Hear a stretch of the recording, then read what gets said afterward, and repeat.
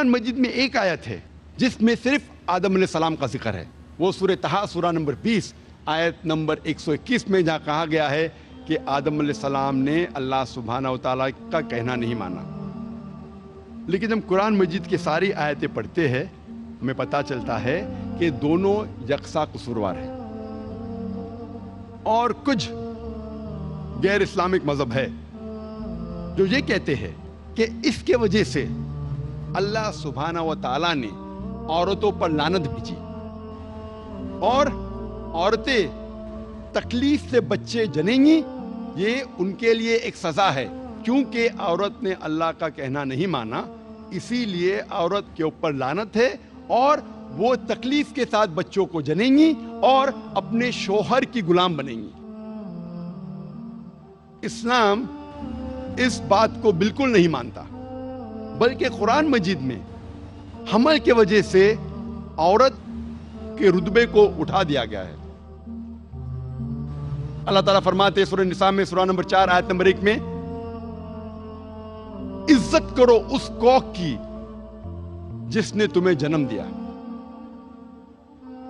اللہ تعالیٰ فرماتے ہیں سورہ لقمان میں سورہ نمبر 31 آیت نمبر 14 میں کہ ہم نے انسانوں سے کہا ہے کہ اپنے والدین کی عزت کرے، اپنے والدین سے اچھا برتاؤ کرے، اور تمہاری ماں نے تمہیں تکلیف کے ساتھ جنم دیا، تکلیف کے ساتھ اپنی کوکھ میں رکھا اور تکلیف کے ساتھ آپ کو جنم دیا۔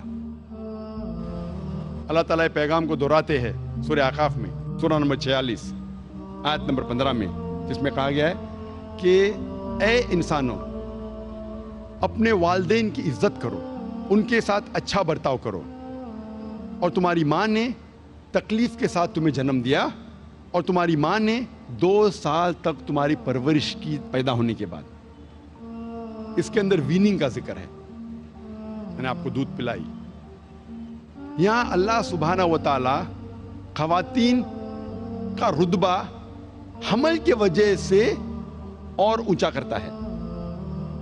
اور اکثر آپ دیکھیں گے میڈیا میں اسلام کے بارے میں غلط فہمیاں جو میڈیا پھیلا رہی ہے، اس میں ہمیشہ میڈیا یہ کہتی ہے کہ اسلام خواتین کو اپنے حقوق نہیں دیتا اور اسلام خواتین کو ذلیل کرتا ہے۔ یہ سمے نہیں ہے یہ الزام کو دور کرنے کا، اور اس موضوع پہ میں نے تقریر کی تھی لاسٹ کانفرنس میں انگریزی میں، وومنز رائٹس ان اسلام، اسلام میں خواتین کے حقوق۔ اگر وہ آپ تقریر دیکھیں گے تقریباً 1.5 سے 2 گھنٹے کی ہے، اس میں صاف طریقے سے ظاہر کیا گیا ہے کہ الحمدللہ اسلام میں عورت اور مرد کا رتبہ یکساں ہے۔ اسلام میں عورت اور مرد کا درجہ ایک ہے، لیکن درجہ ایک ہونے کا یہ مطلب نہیں کہ سب چیزوں میں وہ یکساں ہے۔ Equality does not mean identicality. پوری طور پہ اگر آپ جانچ پڑتال کریں گے تو پتہ چلے گا کہ عورت اور مرد کا رتبہ جو ہے وہ برابر ہے۔ اللہ سبحانہ و تعالیٰ نے رتبہ دونوں کا ایک رکھا ہے، لیکن ان کی ذمہ داری علیحدہ ہے، depending upon the psychological make up, biological make up, physiological make up. مرد اور عورت کی ذمہ داری علیحدہ ہے، لیکن overall both are equal. میں ایک مثال آپ کو پیش کروں گا جس سے آپ کو سمجھ میں آئے گا میں کیا کہنا چاہتا ہوں۔ مثال کے طور پہ ایک کلاس میں ایگزامینیشن ہوتا ہے اور 2 طلباء کو سب سے بہترین مارکس ملتے ہیں، دونوں کو ملتے ہیں 80% مارکس۔ جب ہم تحقیق کرتے ہیں پتہ چلتا ہے کہ کوشچن پیپر میں 10 سوال تھے اور ہر سوال کا جواب دینے پہ طالب کو ملیں گے 10 مارکس میکسیمم۔ ہم تحقیق کرتے 2 طلباء، طالب اے اور طالب بی، دونوں کو 80% ملتا ہے۔ ان کا جب آنسر شیٹ ہم دیکھتے تو پتہ چلتا ہے کہ کوشچن نمبر 1 کے جواب میں طالب اے کو ملتا ہے 10 میں سے 9 مارکس، طالب بی کو ملتا ہے 10 میں سے 7 مارکس۔ تو آنسر نمبر 1 میں तालिब ए का रुतबा बी से ज्यादा है। Student A has the degree of advantage over B. सवाल नंबर 2 के जवाब में स्टूडेंट बी को मिलता है 10 में से 9 मार्क्स और स्टूडेंट ए को मिलता है 10 में से 7 मार्क्स। तो जवाब नंबर 2 में स्टूडेंट बी का रुतबा ऊंचा है। Student B has the degree of advantage over student ए। बाकी सारे 8 सवाल के जवाबों में दोनों स्टूडेंट ए और बी को मिलता है 10 में से 8। आप जब हिसाब लगाते टोटल करते हैं हमें पता चलता है दोनों स्टूडेंट को ए और बी, तालिब ए और बी दोनों को मिलता है 100 में से 80 मार्क्स। इसी तरीके से कुछ चीजों में औरतों पे जिम्मेदारी ज्यादा है, कुछ चीजों में मर्द पे जिम्मेदारी ज्यादा है, लेकिन पूरी तौर पे आदमी और मर्द इस्लाम में एक ही दर्जे के हैं। मिसाल के तौर पे अगर एक चोर मेरे घर में दाखिल होता है, मैं नहीं कहूंगा मैं खवातीन के हुकूक में मानता हूं, I believe in women's rights. मैं नहीं कहूंगा मेरी बहन और मेरी बीवी से क्या जाके चोर का सामना करो। मैं जानता हूं कि आदमी औरत से ज्यादा ताकतवर है और अल्लाह सुब्हानहू व तआला फरमाते सूरह निसा में सूरह नंबर 4 आयत नंबर 34 में कि अल्लाह सुब्हानहू व तआला ने मर्द को औरत से ज्यादा ताकत दी है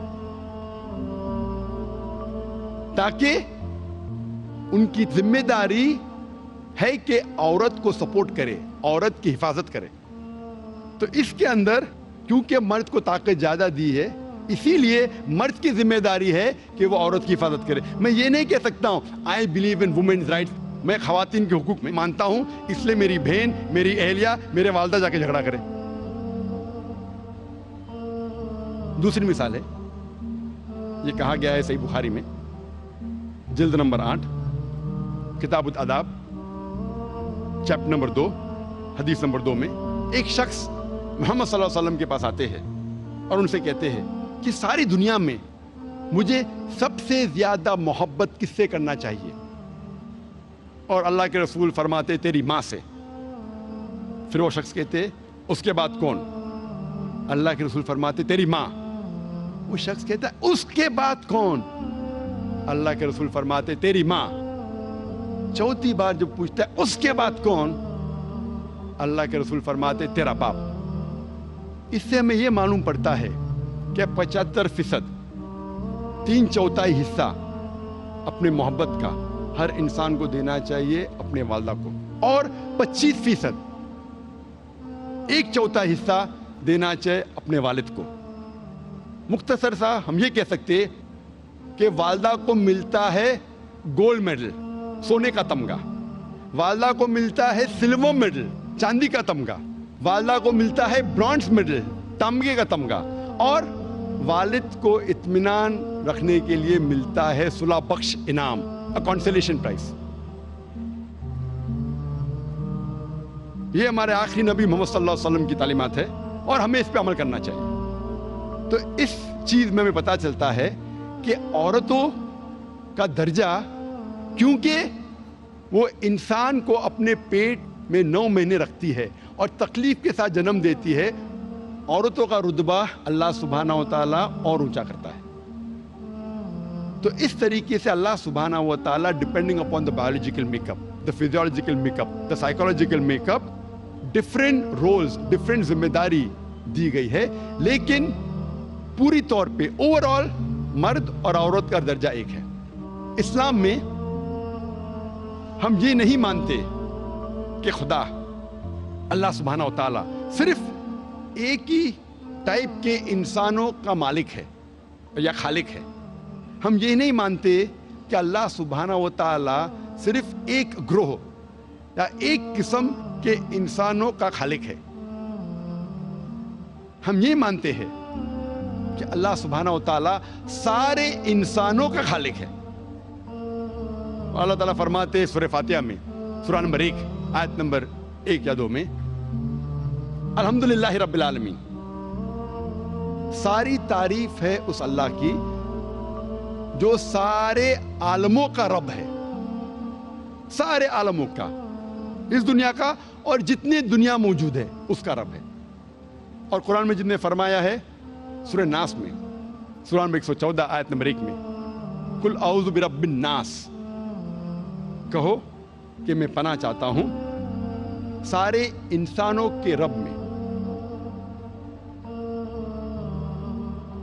یہ رب جو ہے سارے انسانوں کا ہے، صرف ایک قسم کے انسان کا نہیں، سارے انسانوں کا رب ہے، چاہے وہ گورے ہو یا کالے ہو، چاہے امیر ہو یا غریب ہو، چاہے ہندو ہو یا مسلم ہو، سکھ ہو یا عیسائی ہو، یہ سارے انسانوں کا مالک ہے اور خالق ہے۔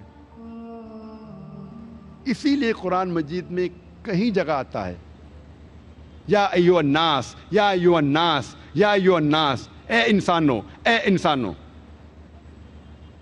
قرآن مجید میں ہمیں کئی تعلیمات ملتی ہے جس سے عالمی بھائی چارہ کو بڑھاوا ملتا ہے، جس سے عالمی بھائی چارہ اس دنیا میں قائم ہو سکتا ہے۔ اللہ سبحانہ وتعالیٰ فرماتے ہیں سورہ مائدہ میں، سورہ نمبر 5 آیت نمبر 32 میں، کوئی بھی انسان دوسرے انسان کا قتل نہیں کرنا چاہیے، صرف قتل کے بدلے قتل، یا کوئی انسان اس زمین پہ فساد پھیلا رہا ہے، ورنہ کوئی انسان دوسرے انسان کا جب قتل کرتا ہے وہ گویا کہ